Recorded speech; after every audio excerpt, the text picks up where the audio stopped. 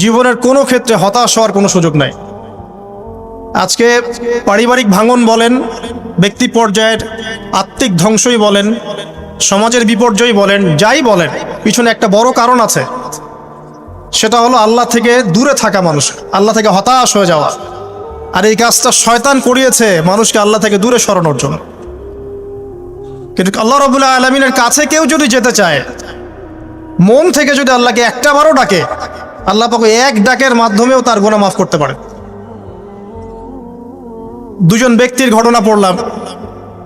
একজন ব্যক্তি প্রচন্ড রকম আবেদ, প্রচুর ইবাদত করে।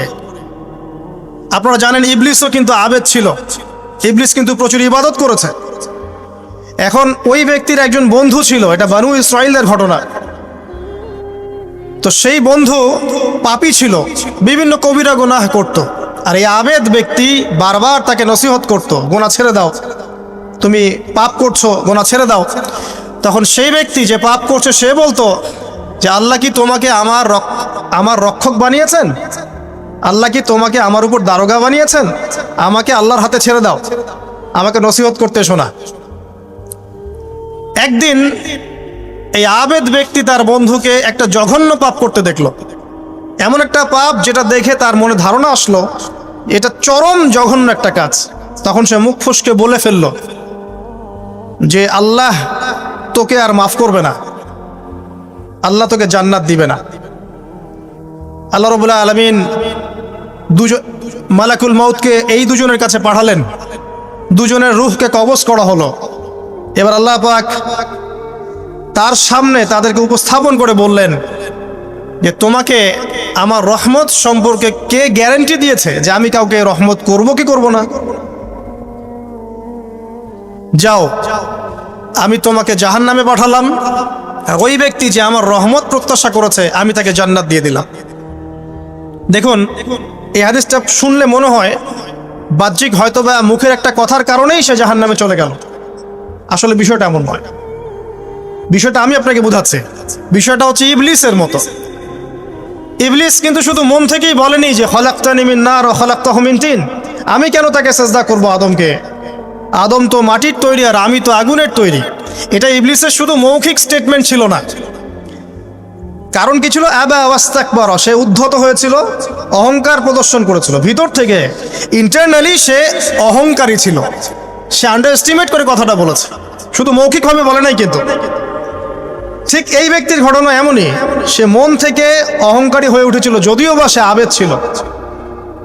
তো এখানে আমরা যারা প্র্যাকটিসিং মুসলিম হওয়ার চেষ্টা করছি, আমাদের জন্য এখানে নিদর্শন আছে। পাঁচ ওয়াক্ত নামাজ পড়েই ভেবে বসবেন না যে অনেক কিছু করে ফেলছে। এক চিল্লা দিয়ে মনে করে ফেলবেন না যে দিনের জন্য অনেক কিছু করে ফেলছে। একটা হজ করেছেন, ওমরা করেছেন, সিয়াম রেখেছেন, দিনের জন্য দান সদকা করেছেন, একটা মাদ্রাসা মসজিদ করেছেন, ভেবে বসবেন না আপনি সব অনেক কিছু করে ফেলেছেন এবং অন্যরা সব ককরোচ তেলাপোকা, ওরা জাহান্নামে যাবে, এমনটা মনে করবেন। জানি না আমরা যে কার আমলের কতটুকু আল্লাহর কাছে কবুল হচ্ছে। তো এখানে এই ব্যক্তির সমস্যা ছিল এই, সে নিজের আমলটাকে অনেক ভারী মনে করছিল এবং সে স্টেটমেন্ট দিয়ে ফেললো যে তোকে আল্লাহ পাক মাফ করবে না। এই একটা কথা মন থেকে বলার কারণে তার ইহকাল পরকাল দুটা বরবাদ হয়ে গেল, সে জাহান্নামে চলে গেল। ঠিক আরেক ব্যক্তির ঘটনা আছে এমন, এগুলো সবগুলো রেফারেন্স আছে। এক ব্যক্তি প্রচুর ইবাদত করত, আল্লাহ পাক তার ইবাদত করার জন্যে পাহাড়ের চূড়ায় একটা সুন্দর ব্যবস্থাও করে দিয়েছিলেন। সেখানে ডালিম গাছ হতো, ঝর্ণা আসতো, খাবারের কোনো অভাব নাই। হাদিস এসেছে 500 বছর সে ইবাদত করেছে। কত বছর? কিয়ামতের মাঠে এই ব্যক্তির অবস্থা এমন হবে, তাকে জান্নাতে প্রবেশ করানোর জন্য নিয়ে যেতে বলা হবে, যাও আমার রহমতে জান্নাতে চলে যাও। আল্লাহ পাক তাকে এই কথাটা বলবেন, কিন্তু এই ব্যক্তি বলবে আমার আমলের কারণে, আল্লাহ পাক বলবেন আমার রহমতে জান্নাতে চলে যাও। ব্যক্তি বলবে আমার আমলের কারণে। আল্লাহ রাব্বুল আলামিন তখন তাকে দেওয়া সমস্ত নেয়ামতগুলোকে এক পাল্লায় করবেন আর তার সমস্ত আমলকে আরেক পাল্লায় করবেন। তারপর দেখা যাবে আল্লাহর সমস্ত নিয়ামত তার একটা চোখের সমান হয় নাই। কথা কি বুঝতে পারছেন? একটা চোখের যে নিয়ামত আল্লাহ পাকের, সমস্ত আমল ও 500 বছরের ইবাদত এতটুকু হয়নি। তারপর তাকে বলা হবে ওকে জাহান্নামে নিয়ে যাও। এবার জাহান্নামে যাওয়ার সময় সে বলবে, আল্লাহ তোমার রহমতে আমাকে মাফ করে দাও। তখন আল্লাহ পাক তাকে আবার ডেকে নিয়ে আসবে, বলবেন যে তোমাকে যে আমি ইবাদত করার জায়গা করে দিয়েছিলাম, এটা কি তুমি নিজে করেছো না আমি করেছি? সে বলবে আপনি করেছেন। তোমাকে যে আমি সৃষ্টি করেছিলাম তখন কি তুমি কোন আমল করেছিলে? বলবে না। তাহলে তোমাকে যে সৃষ্টি করেছি আমি, এটা কি তোমার আমলের কারণে? না। তোমাকে সারা দুনিয়াতে এত নিয়ামত দিয়েছি, এটা কি তোমার আমলের কারণে? সে বলবে না। তখন তাকে জান্নাতে প্রবেশ করানো হবে। কিয়ামতের মাঠে এমন অনেক ঘটনা ঘটবে যেটা আমাদের চিন্তার বাইরে। আরেকজন ব্যক্তিকে ডেকে আনা হবে, যে ব্যক্তি একটা দুটা নয় বরং 100টা খুন করেছে। সে 99 জন মানুষকে হত্যা করার পর ফতোয়া খুঁজে বেড়াচ্ছিল যে আমার তওবা কবুল হবে কিনা। একজন আবেদের কাছে গিয়েছে। আবেদ আর আলেম কিন্তু এক জিনিস না। আবেদ মানে যে প্রচুর ইবাদত করে, তার জ্ঞান কম, সে শুধু জানে কিভাবে ইবাদত করতে হয়। আলেম হচ্ছে সে যে শরীয়তের গভীর জ্ঞান জানে, আবার ইবাদতও করে। আবার যারা জ্ঞান আছে আমল নাই, সেও কিন্তু প্রকৃত আলেম না। প্রচুর জ্ঞান আছে কিন্তু জ্ঞান অনুযায়ী আমল করে না, সেও কিন্তু প্রকৃত আলেম নন। এবার আসেন তো, এই আবেদের কাছে গিয়ে সে বলছে আমার কি ক্ষমা হবে? আমি 99টা খুন করেছি। সে বলল তোমার আবার ক্ষমা? তোমার ক্ষমা নাই। তখন এই ব্যক্তি এই আবেদকে হত্যা করে 100টা খুন পূর্ণ করলো, ওকেও সে মেরে ফেলছে। আমার ক্ষমাই হবে না তো তোর বেঁচে থাকার কি দরকার, তুইও মর। কি বুঝতে পারলেন? বর্তমান বিশ্বের উগ্র মাথার পলিটিশিয়ানদের মতো অবস্থা। আমার দেশের সমস্যা, তোর দেশ পারমাণবিক বোমের উড়াই দিব, মানে এরকম একটা অবস্থা। তো আল্লাহ রাব্বুল আলামিন এই ব্যক্তির মধ্যে একটা চেতনা তৈরি করলেন যে আমাকে তওবা করতে হবে। সে তখন সার্চ করতে লাগলো আরো কোনো আলেম আছে কিনা। এরপর অনেক দূরে একজন আলেমের সন্ধান পাওয়া গেল। সে সেখানে গেল, তাকে গিয়ে বলল আমার কি ক্ষমা হবে? সে আলেম তাকে বলল হ্যাঁ তোমারও ক্ষমা হতে পারে, যাও তুমি ইস্তেগফার করো এবং এই এলাকা থেকে অন্য এলাকায় চলে যাও। মানে যে এলাকায় তুমি অনেক দিন ছিলে, যেখানে তুমি অনেক পাপ কাজ করেছো, এখানে থাকার দরকার নাই। তওবা করে তুমি অন্য কোথাও চলে যাও, নতুন একটা জীবন শুরু করো। এখানে থাকলে হবে কি, তোমার স্মৃতিগুলো তোমাকে তাড়িয়ে বেড়াবে এবং মানুষ তোমাকে খারাপ নজরে দেখতেই থাকবে, তুমি তখন কষ্ট পাবে। এই জন্য তুমি চলে যাও। তো চলে যেতে যেতে সে রাস্তায় ইন্তেকাল করে। এবার তার রূহ নিবে কে? এই জন্য দুদল ফেরেশতা আসছেন, জান্নাতি এবং জাহান্নামী। তাদের মধ্যে বাক বিতরটা হচ্ছে কে রূহ নিয়ে যাবে। তো জাহান্নামের ফেরেশতারা বলছেন সে এতগুলো খুন করেছে, তার রূহটা আমরা নিব। আর জান্নাতি ফেরেশতারা বলছেন না, সে তওবা করতে এসেছিল, অতএব সে আল্লাহর অভিমুখী হয়েছে, তার রূহটা আমরা নিব। আল্লাহ পাক এখানে একটা কৌশল করলেন। আল্লাহ পাক ফেরেশতাদেরকে বললেন তোমরা রাস্তাটাকে পরিমাপ করে দেখো, যেদিকে যাচ্ছিল তার পরিমাপ বেশি নাকি যেখান থেকে এসেছে ওর পরিমাণ বেশি। আল্লাহ পাক জমিনকে আদেশ করলেন হে জমিন তুমি প্রশস্ত হয়ে যাও। এবার পরিমাপ করে দেখা গেল সে তওবার দিকে আসছিল, এর পরিমাণটা বেশি। এই একটা কাজের ওসিলা আল্লাহ পাক তাকে মাফ করে দিলেন। মনে রাখবেন এটা মৌখিক বিষয় ছিল না, সে মন থেকে ভিতর থেকে কিন্তু সে আল্লাহর প্রতি অনুগত হয়েছিল। এই মনের বিষয়টা আল্লাহ ছাড়া কেউ জানে না। আপনি দেখতে পারেন সমাজে অনেকে দাড়ি টুপি পাগড়ি জুব্বা সব লাগিয়ে ঘুরছে, বিশ্বাস করেন তাদের মনটা এমনও হতে পারে যে জানোয়ারের চেয়েও কুৎসিত, তেমনও হতে পারে। আবার আপনি দেখবেন সমাজে এমন অনেক মানুষ ঘুরছে যারা হয়তো অনেক পাপে লিপ্ত মনে হচ্ছে, কিন্তু মনের মধ্যে সততা আছে। আর যার মনের মধ্যে সততা আছে আল্লাহ বা কোনো না কোনো দিন ইনশাআল্লাহ তাকে হেদায়েত দিবে। এটা আমরা আমাদের অভিজ্ঞতা থেকেও দেখেছি। এমন অনেক মানুষকে আমরা দেখেছি যে ড্রাগ অ্যাডিক্টেড ছিল, মিউজিক করেছে, হারাম সম্পর্কের মধ্যে ছিল, নামাজ ঠিক মতো পড়ে নাই, কিন্তু যখনই আল্লাহর কথা আলোচনা হতো দেখতাম সে খুবই শান্তভাবে মন থেকে কথা শুনছে। এই কথা শুনতে শুনতে শুনতে একদিন মাশাআল্লাহ এখন দেখবেন যে চিল্লা দিয়ে বেড়াচ্ছে বিভিন্ন মসজিদে। আল্লাহ হেদায়েত দিয়েছে, সব ছেড়ে দিয়েছে। এরকম মানুষের অভাব নাই কিন্তু সমাজে। তো এখানে আল্লাহ পাকের রহমত বা দয়ার একটা উজ্জ্বল দৃষ্টান্ত দেখতে পারবেন। ঠিক এরকম আরো একটা ঘটনা আছে বনু ইসরাইলের। এক ব্যক্তি এত পাপ করেছে যে শেষে মৃত্যুর সময় সে সন্তানদেরকে ডাকছে, ডেকে বলছে যে আমি যখন মারা যাব আমার লাশটাকে তোমরা কবর দিও না, যদি আল্লাহ পাক আমাকে ধরতে পারেন তাহলে খবর আছে আমার। কি করতে হবে? সে বলছে যে আমার দেহটাকে তোমরা পুড়িয়ে ফেলবে এবং পুড়িয়ে ফেলার পরে ছাইগুলোকে একত্রিত করবা, করে অর্ধেক ছাই সমুদ্রে ভাসিয়ে দিবা, অর্ধেক ছাই বাতাসে উড়িয়ে দিবা। সন্তানরা তাই করলো। মৃত্যুর পর আল্লাহ পাক এই সমুদ্র এবং জমিনকে বাতাসকে আদেশ করলেন যে তোমরা ছাই জড়ো করে দাও। আর মানুষ আর জিন আল্লাহর কথা না শুনলেও এই প্রকৃতি আল্লাহ পাকের কথা শোনে। বিজ্ঞান বলে প্রকৃতি থেকে সব হচ্ছে। কি প্রকৃতি? প্রকৃতি কি, কাকে বলে? মানুষকে আল্লাহর ইবাদতকে বাদ দিয়ে প্রকৃতি পূজায় নিয়ে গেছে। এই পুরো প্রকৃতি আর মহাবিশ্ব এক আল্লাহর ইবাদত করে। কে সৃষ্টি করলো প্রকৃতি?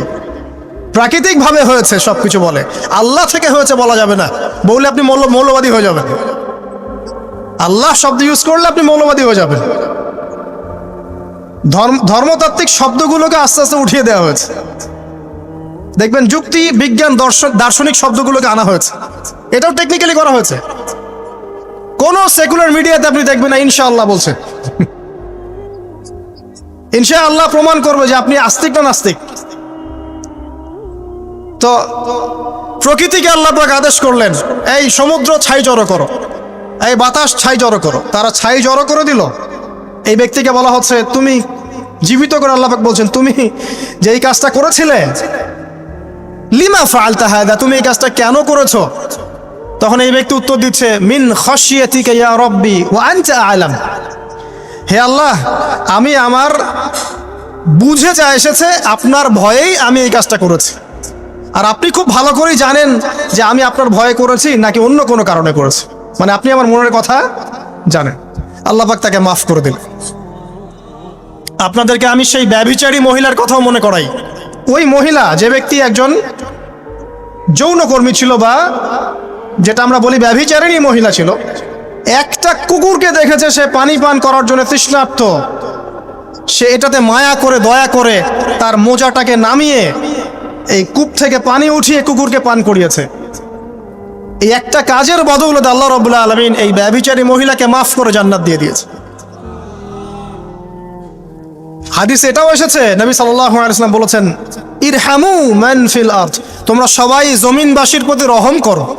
জমিনে মুসলিমই থাকতে হবে, তাদের প্রতি রহম করতে হবে এমন নয়, জমিনবাসী যারাই আছে সবার প্রতি রহম করো, জাতি ধর্ম বর্ণ নির্বিশেষে। এমনকি পশু পাখির প্রতিও দয়া করো। ইরহামু মান ফিল আরদ, জমিনে যারা আছে সবার প্রতি রহম করো। ইয়ারহামুকুম মান ফিস সামা, যিনি আসমানে আছেন তিনি তোমাদের প্রতি রহম করবে ইনশাআল্লাহ। ইসলাম এই কথাগুলো বলেছে 1400 বছর আগে। আজকের এই বিশ্বের সোকল্ড এই মডার্ন বিশ্বে যেখানে মানুষের রক্তের কোনো দাম নাই, সেখানে ইসলাম পশু পাখির অধিকার নিয়ে কথা বলেছে 1400 বছর আগে। কাদেরকে কি শিখাতে আসেন? কোরআন এবং সুন্নাহর বাইরে অভ্রান্ত সত্যের কোনো উৎস আছে? এখানে যা আছে তাই চূড়ান্ত। মানতে চাইলে মানেন, না মানতে চাইলে জাহান্নামে যান। কেউ তো বাধ্য করছে না। লাকুম দীনুকুম ওয়ালিয়া দিন। আল্লাহ পাকের রহমত দেখেন। আরেকটা ঘটনা আছে এমন, একটা বিড়ালকে বেঁধে রেখেছিল এক মহিলা, খাবার দেয় নাই, কষ্ট দিয়েছে। এই একটা বিড়ালকে খাবার না দিয়ে কষ্ট দেওয়ার কারণে এই মহিলাকে আল্লাহ পাক জাহান্নামে পাঠিয়েছে। এরকম কত ঘটনা আছে। এই ঘটনাগুলো হাদিসের পাতায় বর্ণিত আছে। কোরআনে কি বলছে দেখুন। কোরআনের আমি কয়েকটা পয়েন্ট আপনাদেরকে খালি বলছি, এটা নিয়ে আমি সকালে ভাবছিলাম। আল্লাহ পাক আদম আলাইহিস সালামকে সৃষ্টি করেছেন আমরা সবাই জানি, কিন্তু আল্লাহ পাক সূরা সাদের মধ্যে বলছেন ইবলিসকে, হে ইবলিস, তোমাকে কিসে বারণ করলো আদমকে সেজদা করতে, যে আদমকে আমি নিজের হাত দিয়ে সৃষ্টি করেছি। আল্লাহ রাব্বুল আলামিন যে আমাদেরকে এত যত্ন করে ভালোবেসে সৃষ্টি করেছেন, এটা কি আল্লাহ পাকের দয়ার নিদর্শন নয়? মহাবিশ্বের অন্য কোন মাখলুক সৃষ্টির ব্যাপারে আল্লাহ পাক বলেন নাই খলাকতু বিয়াদাই, আমি নিজ হাতে তাকে সৃষ্টি করেছি। শুধু সৃষ্টি নয়, সৃষ্টি করার পর আল্লাহ পাক তাকে সমস্ত নাম শিক্ষা দিয়েছেন। এই যে জ্ঞান শিক্ষা দেওয়া, জ্ঞান, এটা আল্লাহ পাকের সবচেয়ে বড় নিদর্শনগুলোর মধ্যে অন্যতম। এবং আল্লাহ পাকের সবচেয়ে বড় দয়া, আমার মত এটা, মানব জাতির উপরে আল্লাহ পাকের সবচেয়ে বড় দয়াটা হচ্ছে কি জানেন? আল্লাহ পাক আমাদেরকে জ্ঞান শিক্ষা দিয়েছেন, ওহী নাজিল করেছেন। এটা সব কিছুর ঊর্ধ্বে। কারণ আপনি তওবা করবেন, জ্ঞান লাগবে। নামাজ পড়বেন, জ্ঞান লাগবে। রোজা রাখবেন, জ্ঞান লাগবে। যাকাত দিবেন, ইলম লাগবে। আপনি দিনের যে কোনো আমল করেন, ইলম লাগবে। জান্নাত জাহান্নামের পথ খুঁজে পেতে হলে ইলম লাগবে। দেশ চালাবেন, ইলম লাগবে। অর্থনীতি চালাবেন, ইলম লাগবে। ইলম ছাড়া কিছু নাই, ইলমের উপরে কিচ্ছু নাই। এই ইলমটা আল্লাহ পাক কাকে শিক্ষা দিয়েছেন? আদম আলাইহিস সালামকে। আমরা তো শিখেছি সমাজবিজ্ঞান বইগুলোতে যে আমাদের পূর্বপুরুষরা নাকি গুহায় থাকতো আর গাছের ছাল পাতা খেয়ে থাকতো, তাই না?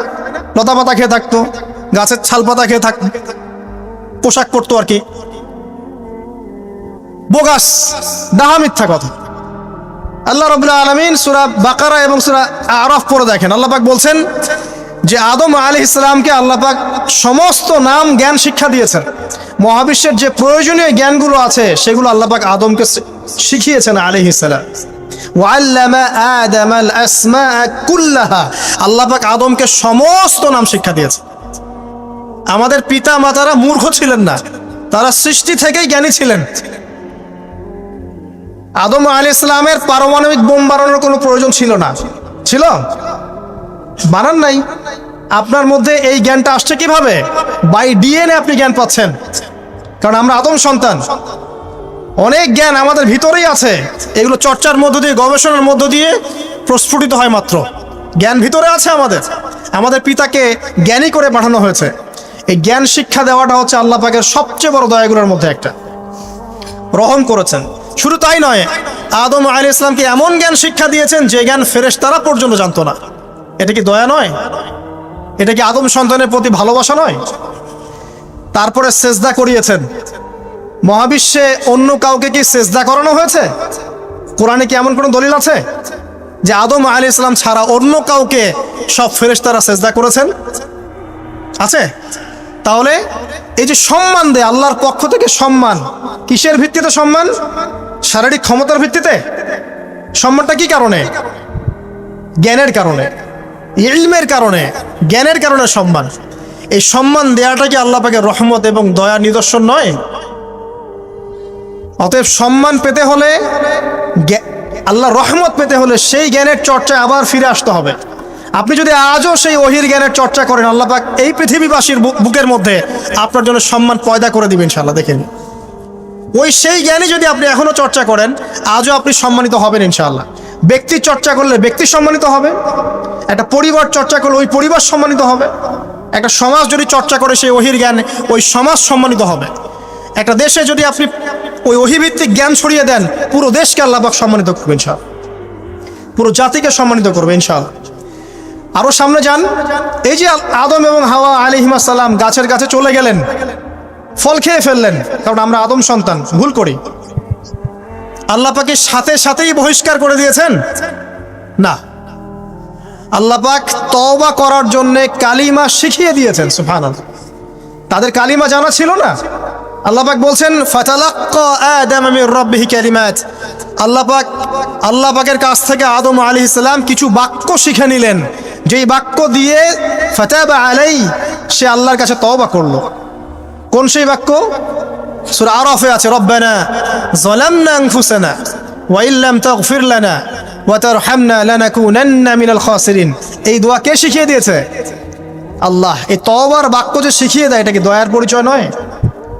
আমরা আল্লাহর কাছে ফিরে যাব, তওবা করব, ইস্তেগফার করব, এই জ্ঞানটা শিখিয়ে দেয়া কি আল্লাহ পাকের দয়ার পরিচয় নয়? তাহলে আমরা কিভাবে ক্ষমা চাইতাম? কিভাবে ক্ষমা চাইলে আল্লাহ পাক সমস্ত গুনাহ মাফ করবেন, এই পদ্ধতিগুলো বলে দেয়া কি আল্লাহ পাকের দয়ার পরিচয় নয়? তারপর সামনে যান, পৃথিবীতে নামিয়ে দিয়ে আল্লাহ পাক ক্ষান্ত হয়ে যাননি।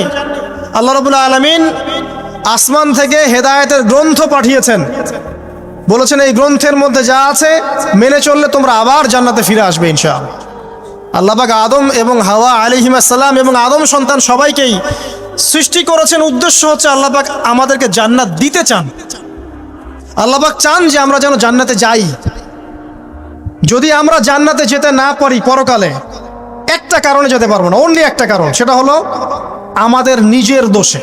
একটা কারণ, যারা জাহান্নামে যাবে মানুষ এবং জিনদের মধ্যে, নিঃসন্দেহে মহাবিশ্বে তারা ছাড়া জাহান্নামে যাওয়ার উপযুক্ত কেউ ছিল না। ও জাহান্নামে যাওয়ার উপযুক্ত ছিল বলেই আল্লাহ পাক তাকে জাহান্নামে পাঠাবেন। আর যারাই জান্নাতে যাবে প্রত্যেকেই শুধু আমলের বদৌলতে যাবে না, বরং আল্লাহ পাকের রহমতেই যাবে। কেউই তার আমল দিয়ে জান্নাতে যেতে পারবে না।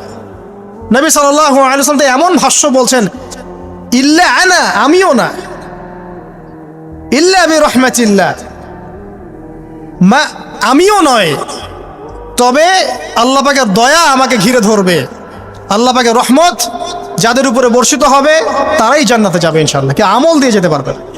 যত আমলই করি বলা যাবে না এই আমলের বদৌলতে জান্নাতে যেতে পারবো। আল্লাহ পাক দয়া না করলে হবে না। আল্লাহ পাক চান যে আদম সন্তান যেন জান্নাতেই যায়। এই কারণেই সৃষ্টি করা, এই কারণেই আপনার ওহীভিত্তিক গ্রন্থগুলো পাঠানো, এই কারণে নবী রাসূল পাঠানো, আলেম ওলামা সৃষ্টি করা, মানুষকে সতর্ক করা, হায়াত দেয়া, বারংবার জীবনে চলতে ফিরতে আপনাকে অ্যালার্ম করা হয়, আল্লাহর পথে ফিরে আসেন, আল্লাহর পথে ফিরে আসেন। অ্যালার্ম করা হয় না? বিপদ দিয়ে আপনাকে অ্যালার্ম করা হয় আল্লাহর পক্ষ থেকে। আপনি চলতে পথে হোঁচট খান, আল্লাহ আপনাকে অ্যালার্ম দেন, ফিরে আসো। চলছেন বিপথে, আল্লাহ পাকে অ্যালার্ম দেন, ফিরে আসো। আল্লাহ পাকের পক্ষ থেকে কিন্তু এগুলো আসে। অদ্ভুত একটা হাদিস বললাম, অদ্ভুত বলতে বলছি অ্যামেজিং হাদিস, যে একজন সাহাবী বলছেন, সালমান রাদিয়াল্লাহু আনহু, তিনি বলছেন যে যখন মুমিনের উপর বিপদ আপদ বালা মুসিবত আসে, তখন মুমিনের এই বিপদ আপদ বালা মুসিবত রোগ শোকের বদৌলতে আল্লাহ পাক তার গুনাহগুলোকে মাফ করে দেন এবং তার মর্যাদাকে বাড়িয়ে দেন, এবং সে আল্লাহর দিকে ফিরে আসার অনুশোচনা করার সুযোগ পায়। আর যখন কাফের মুশরিক বা ফাসিক মানুষকে এইসব রোগ ব্যাধি বিপদ আপদ বালা মুসিবত ঘিরে ধরে, তার দৃষ্টান্ত সেই উটের ন্যায় যে উটটাকে তার মালিক বেঁধে রেখেছে, এরপর ছেড়ে দিয়েছে। সে উটটা বুঝতেও পারলো না কেন তার মালিক তাকে বেঁধে রাখলো আর কেনই বা তাকে ছেড়ে দিল। কথাটা কি বুঝতে পারছেন? যারা আল্লাহ দ্রোহী তাদের উপর যখন বিপদ আপদ বালা মুসিবত আসতে থাকে, তারা বুঝে না যে কি জন্য আসলো আর কেন চলে গেল। কিন্তু মুমিন ব্যক্তি যারা মুসলিম, আল্লাহর অনুগত, তাদের বিষয়টা হচ্ছে এমন বিপদ আপদ বালা মুসিবত রোগ ব্যাধি তাদেরকে আল্লাহর দিকে ফিরিয়ে নিয়ে আসবেন ইনশাআল্লাহ। দেখুন, এই যে পৃথিবীতে নামিয়ে দেয়া, এরপর আল্লাহর পক্ষ থেকে ঐশী গ্রন্থগুলো পাঠানো, নবী রাসূল পাঠানো, আলেম ওলামা পাঠানো, আপনাকে হায়াত দেয়া, আপনাকে রিজিক দেয়া, এই শ্বাস নেওয়ার ক্ষমতা দেয়া, আপনাকে জ্ঞান বুদ্ধি দেয়া, বিবেক দেয়া। এই যে একটু আগে তেলাওয়াত করলো শুরুর আগে নবী মুসা আলাইহিস সালামের ঘটনা। বনু ইসরাইল একটার পর একটা অবাধ্যতা করেই গেছে, আল্লাহ পাক তারপরেও তাদের কাছে নবী পাঠিয়েছেন, নবী মুসাকে পাঠিয়েছেন। ফেরাউনের মতো জালেম শাসকের হাত থেকে বনু ইসরাইলকে আল্লাহ পাক উদ্ধার করেছেন। এটা কি দয়ার পরিচয় নয়? নবী মুসা আলাইহিস সালাম গাছের নিচে বসে আছেন, খাবার নাই, বাসস্থান নাই, কিচ্ছু নাই, বরং তার গায়ে একটা অপবাদ দেওয়া হয়েছে যে তিনি নাকি একজন মানুষকে খুন করেছেন, অথচ তার ইন্টেনশন সেটা ছিল না। তিনি একটা ঘুষি দিয়েছেন লড়াই থামানোর জন্য, ওই এক ঘুষিতেই সেই ব্যক্তি ডেড। এবার তিনি গাছের নিচে বসে দোয়া করছেন, রব্বি ইন্নী লিমা আনজালতা ইলাইয়া মিন খায়রিন ফাকির। আল্লাহ, আমি নিঃস্ব অসহায় হয়ে এখানে বসে আছি, তুমি আমার উপর তোমার যে রহমত পাঠাবে আমি তার ভিখারি হয়ে বসে আছি। দোয়া করার সাথে সাথেই ওই শুআয়ব আলাইহিস সালামের মেয়ে হেঁটে হেঁটে চলে আসলো। তিনি স্ত্রী পেলেন, তিনি শ্বশুর পেলেন, একজন নবী পরিবার পেলেন, বাসস্থান পেলেন, চাকরি পর্যন্ত পেলেন। 8 বছর তিনি রাখালি করেছেন শুআয়ব আলাইহিস সালামের ফার্মের মধ্যে। দয়া মুহূর্তেই চলে আসবে, শুধু আল্লাহর দিকে অভিমুখী হলেই হয়, এগুলো দয়া। আইয়ুব আলাইহিস সালামের কথা মনে আছে না? দীর্ঘদিন রোগে ভুগছেন, দীর্ঘদিন রোগে ভুগছেন, চিকিৎসা হচ্ছে না, ভালো হচ্ছে না, শেফা হচ্ছে না। এখানে যারা আধ্যাত্মিকত্ব নিয়ে পড়াশোনা করেন, লেখালেখি করেন, তারা বলেছেন তাদের কিছু কিতাবের মধ্যে, রোগটা যখন এমন একটা পর্যায়ে চলে আসলো যে তিনি জিহ্বাটা নড়াতে পারছেন না, কারণ তিনি আল্লাহ পাকের জিকির করতে প্রচণ্ড ভালোবাসতেন। এক পর্যায়ে রোগটা এমন একটা জায়গায় চলে আসলো যে জিহ্বাটা তিনি নড়াতে কষ্ট হচ্ছে। তখন গিয়ে তিনি বলছেন, রব্বি আন্নী মাসসানি আদ-দুররু ওয়া আনতা আরহামুর রাহিমিন। হে আল্লাহ, আমাকে কষ্ট স্পর্শ করেছে, আর তুমি তো ক্ষমাকারী, রহমকারীদের মধ্যে সর্বশ্রেষ্ঠ রহমকারী। আমি জিকির করতে পর্যন্ত পারছি না, আল্লাহ আমার রোগটা শেফা দিয়ে দাও। বলার সাথে সাথে আল্লাহ রাব্বুল আলামিন প্রস্রবণ ঝর্ণা তৈরি করলেন, এখানে গোসল করো, শেফা হয়ে গেল। এগুলো কি রহমতের পরিচয় নয়? এখানে এক শ্রেণীর স্কলার এমনও বলেছেন, আজকে আমরা যারা বাহ্যিক সৌন্দর্য নিয়ে বেশি গর্ব করি আর কি, আত্মিক সৌন্দর্যের চাইতে বাহ্যিক সৌন্দর্য নিয়ে যারা বেশি গর্ব করি, যদি আল্লাহ পাক আমাদের পোশাকটাকে পরিবর্তন করে দেন, আত্মাটাকে দেহের পোশাক দেন আর দেহটাকে আত্মার পোশাক বানায় দেন, তাহলে দুর্গন্ধে কি আমাদের সামনে আসতে যাবে না। কথা মনে বুঝতে পারছেন না? আইয়ুব আলাইহিস সালামের আত্মাটা ছিল পবিত্র, পরিশুদ্ধ, তার দেহের মধ্যে রোগ হয়েছিল। আর এই পুরো বিশ্বের ম্যাক্সিমাম লোকের মানুষের রোগ এখন আত্মায়, দেহে নয়। আবার বলছি, হয়তো বুঝতে পারছেন না। আইয়ুব আলাইহিস সালামের রোগটা হয়েছিল দেহে, বাইরে। তার আত্মা ছিল পবিত্র, পরিশুদ্ধ আত্মা। দেহের রোগের একটা পর্যায়ে যখন জিহ্বাটায় ইফেক্ট হলো, তখন জিকির করতে তার কষ্ট হচ্ছে, তখন তিনি দোয়া করছেন, আল্লাহ আমার এই রোগটাকে শেফা দিয়ে দাও। আর এখনকার পুরো জেনারেশন, এই সভ্যতার রোগ হচ্ছে ভিতরে আত্মায়। দেহের রোগের চাইতে এদের আত্মার রোগটা বেশি। এখন এই আত্মাটাকে যদি দেহ বানিয়ে দেওয়া হয় আর দেহটাকে আত্মার পোশাক পরিয়ে দেওয়া হয়, দুর্গন্ধে কেউ সামনে আসতে চাবে না। তাই আইয়ুব আলাইহিস সালামের সেই দোয়া এখন আমাদের বেশি করা উচিত। রব্বি আন্নী মাসানিয়া দুররু ওয়া আনতা আরহামুর রাহিমিন। আল্লাহ, আমাদের আত্মায় রোগ এসেছে, এটাকে তুমি শেফা দাও। দেহের রোগ লেস ইম্পর্টেন্ট, আত্মার রোগটা বেশি ইম্পর্টেন্ট। এরকম নিদর্শন কোরআনের পাতায় পাতায় ছড়িয়ে আছে। আসহাবুল কাহাফ, পুরো সমাজ ওদেরকে মেনে নিচ্ছে না, গুহায় চলে গেলেন, ঘুম পাড়িয়ে দিলেন আল্লাহ পাক। 309 বছর। কত বছর? 309 বছর একটা দোয়ার বদৌলতে। তারা বলেছিল, রব্বানা আতিনা মিন লাদুনকা রাহমা ওয়া হাইয়্যি লানা মিন আমরিনা রাশাদা। আল্লাহ পাক শুধু ঘুম পাড়িয়ে রাখলেন না, তাদের মধ্য দিয়ে আল্লাহ পাক পুরো একটা সভ্যতাকে হেদায়েত করে দিলেন। আলহামদুলিল্লাহ। যে সভ্যতা বিশ্বাস করতো না যে পরকাল বলে কিছু আছে, দাকিয়ানুস বাদশার সেই জুলুম থেকে আল্লাহ পাক এই 10 জন বা 9 জন যুবককে বাঁচালেন, ওদেরকে কিয়ামত পর্যন্ত কোরআনের পাতায় স্থান দিলেন, নিদর্শন বানালেন, এবং তাদের মধ্য দিয়ে একটা পুরো সভ্যতাকে হেদায়েত দিলেন। সুবহানাল্লাহ। যেখানে যাবেন এই নিদর্শন। আর কার কথা বলবো? যুলকারনাইন, মনে আছে? কোন সূরা আছে যুলকারনাইনের কথা? সূরা কাহাফ। আল্লাহ পাক তাকে এমন রহমত করেছিলেন যে মাশরিক মাগরিব, মানে পূর্ব পশ্চিম পর্যন্ত তাকে রাজত্ব দিয়ে দিয়েছে। আজকে তো আমরা এই সামান্য একটু ক্ষমতা পেলেই আমাদের কেউ চেনে না, গায়ে হাতি দেওয়া যায় না, ঠিক আছে? মানে তখন সে নিজেকে মনে করে যে সে এই পৃথিবীর সবকিছু, বাকি মানুষ আর মানুষ না। ক্ষণস্থায়ী সামান্য একটু ক্ষমতা দিয়ে দেখবেন আমাদের অবস্থা খারাপ। আমাদের এই যে জীবন, আমাদের রিজিক, আমাদের পরিবার, আমাদের সুস্থতা, আমাদের জ্ঞান, আমাদের সমাজ বলেন, রাষ্ট্র, আমাদের অর্থনীতি, এই বিশ্ব, এই সব কিছুই একটা বিষয়কে কেন্দ্র করে টিকে আছে। শুধুমাত্র একটা বিষয়ের সাথে এই পুরো মহাবিশ্ব সম্পর্কিত। আমাদের জীবনের প্রতিটা বিষয় শুধুমাত্র এবং শুধুমাত্র আল্লাহ পাকের রহমতের উপর টিকে আছে। আল্লাহ পাকের রহমত আমাদের ব্যক্তি জীবন, পারিবারিক জীবন, আমাদের দেহ, আমাদের মন, আমাদের জ্ঞান, অর্থনীতি, ব্যবসা বাণিজ্য, আমাদের রাষ্ট্র, সব কিছুর মধ্যে শুধুমাত্র আল্লাহ পাকের রহমত দিয়ে ভর্তি। আল্লাহ পাকের রহমতের এত বিশাল সমুদ্র, যেটা উপলব্ধি করার ক্ষমতা আমাদের নাই। আমরা যদি সবাই ঠান্ডা মাথায় একটা বার খালি ভাবতে বসি, সবাই যার যার জায়গা থেকে ভাবি যে আল্লাহ পাক আমাদেরকে কি কি রহমত দিয়ে রেখেছেন, কি কি নিয়ামত দিয়ে রেখেছেন। ওয়া ইন তাউদ্দু নি'মাতাল্লাহ লা তুহসুহা। তোমরা যদি আল্লাহ পাকের নিয়ামত গণনা করা শুরু করো, কোশ্চিনকালেও গুণে শেষ করতে পারবে না। আল্লাহ পাক সূরাতুল জুমারের মধ্যে বলেছেন, কুল ইয়া ইবাদিয়াল্লাযীনা আসরাফু আলা আনফুসিহিম। হে নবী, আপনি বলে দিন, আমার বান্দাদেরকে বলে দিন যে হে আমার বান্দারা, তোমরা যারা তোমাদের নফসের উপরে জুলুম করেছো, সুদীর্ঘকাল নামাজের খবর ছিল না, যাকাত দিইনি, হজ ফরজ হয়েছিল করি নাই, সওম রাখিনি, আল্লাহর দিন এগিয়ে নেওয়ার কোনো চেষ্টাই করি নাই, সুদীর্ঘকাল হারাম খেয়েছেন, ঘুষ খেয়েছেন, জেনা করেছেন, বাদ্যযন্ত্র বাজিয়েছেন, অশ্লীলতা এর মধ্যে ডুবেছিলেন, মাদকদ্রব্য সেবন করেছেন সুদীর্ঘকাল। তোমরা যারা নিজেদের নফসের উপর জুলুম করেছো, লা তাকনাতু মির রাহমাতিল্লাহ, তোমরা আল্লাহ পাকের রহমত থেকে নিরাশ হয়ে যেও না। তোমরা আল্লাহ পাকের রহমত থেকে নিরাশ হয়ে যেও না।